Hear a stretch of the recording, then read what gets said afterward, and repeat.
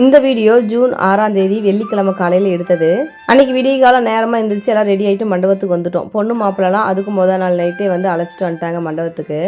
இந்த கல்யாணம் கொஞ்சம் டிஃப்ரெண்டான கல்யாணம். அதாவது வந்து பார்த்தீங்கன்னா பாதி வந்து இந்து முறைப்படியும் பாதி வந்து கிறிஸ்டின் முறைப்படியும் தான் பண்ணினாங்க.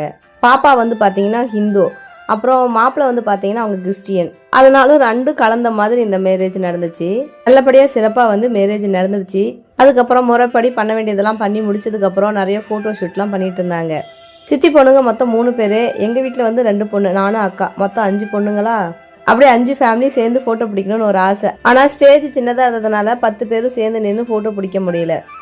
அதனால் அக்கா தங்கச்சிங்க 5 பேரும் சேர்ந்து ஒரு ஃபோட்டோவும், எங்கள் ஹஸ்பண்டெல்லாம் சேர்ந்து தனியாக ஒரு ஃபோட்டோவும் பிடிச்சாச்சு. என்னோட மேரேஜ் வந்து பார்த்தீங்கன்னா கோயிலையோ மண்டபத்துலையோ பண்ணல. என்னோட மேரேஜ் வந்து பார்த்தீங்கன்னா வீட்டில், அதாவது இல்ல திருமணம்னு சொல்கிறோம் இல்லைங்களா, அந்த மாதிரி வீட்லேயே வந்து எல்லா சாங்கியமும் முறைப்படி பண்ணினாங்க. உங்களுடைய கல்யாணம் வந்து கோவிலில் நடந்துச்சா, இல்லை மண்டபத்தில் நடந்துச்சா, இல்லை வீட்டில் நடந்துச்சான்னு சொல்லிட்டு கமெண்ட் பாக்ஸில் கமெண்ட் பண்ணுங்க. இப்போ பெரும்பாலும் வந்து கல்யாணம் வீட்டெல்லாம் பண்ணுறது இல்லை, கோவில் இல்லை திருமணம் மண்டபத்தில் தான் பண்ணுறாங்க. எங்கள் ஃபேமிலியிலே வந்து பார்த்தீங்கன்னா என்னது மட்டும்தான் வீட்டு திருமணம், மீதி எல்லாமே வந்து கோவில் மண்டபம் இந்த மாதிரி தான். மேலே வந்து ரிசப்ஷனும் கீழே வந்து பந்தி பரிமாறிட்டு இருந்தாங்க. ஃபோட்டோ ஷூட்லாம் முடிச்சுட்டு எல்லாம் ஃபேமிலியாக உட்காந்து சாப்பிட ஆரம்பிச்சிட்டோம்.